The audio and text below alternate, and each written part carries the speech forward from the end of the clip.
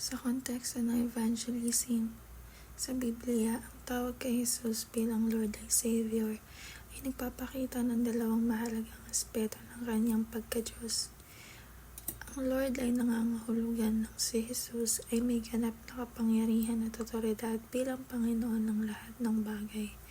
Hindi siya lamang isang guro o lider, kundi ay may kontrol sa buong universo at sa buhay ng bawat isa. Samantalang ang Savior naman ay tumutukoy kay Jesus bilang tagapagligtas na nagligtas sa sangkatauhan mula sa kasalanan at pagkamatay.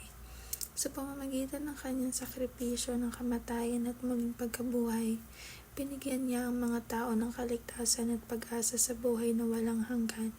Sa kabuuan, ang pagtawag kay Jesus bilang Lord and Savior ay nagpapahayag ng mensahe ng kaligtasan ng kanyang ibinigay sa mga tumatanggap sa kanya, at ito ay isang pangunahing bahagi ng misyon ng mga Kristiyano na ipinahayag ang mabuting balita ng kaligtasan sa buong mundo.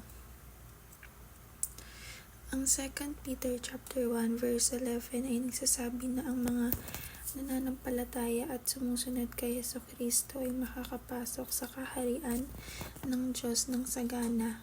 Ipinapaalala ni Pedro na ang kaligtasan ay biyaya ng Diyos ay magbibigay ng katiyakan ng buhay na walang hanggan para sa mga tunay na tagasunod ni Kristo.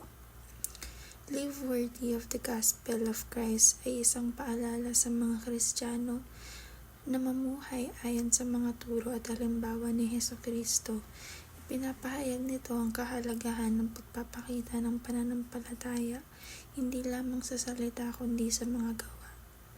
Ang pamumuhay ng karapat-dapat sa Ebanghelyo ay nangangahulugan ng pagpapakita ng kabutihan, pag-ibig at pananampalataya sa araw-araw ng buhay, pati na rin ang pagiging tapat sa mga prinsipyo ng Diyos, anuman ng hamon o pagsubok.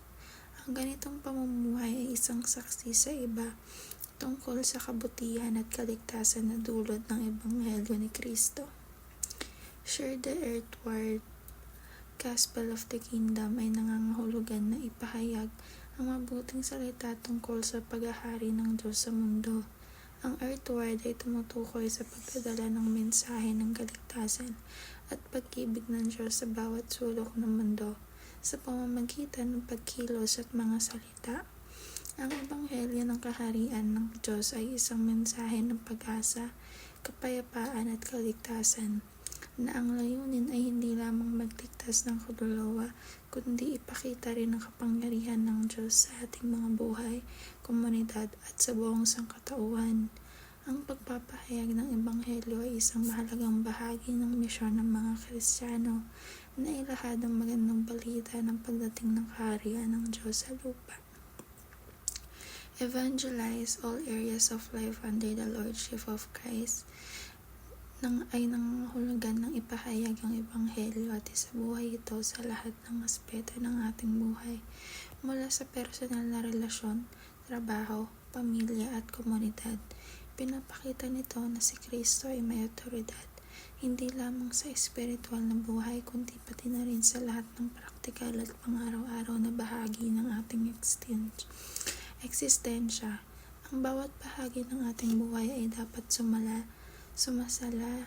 sumasalamin sa mga turo ni Kristo at dapat ipahayag sa pamamagitan ng ating mga gawa at salita ang mensahe ng kaligtasan at pagmamahal ng Diyos sa lahat ng tao. Sa gantong paraan, ang Lordship ni Kristo ay nagiging buhay at aktibo sa bawat aspeto ng ating mga gawain at ugnayan.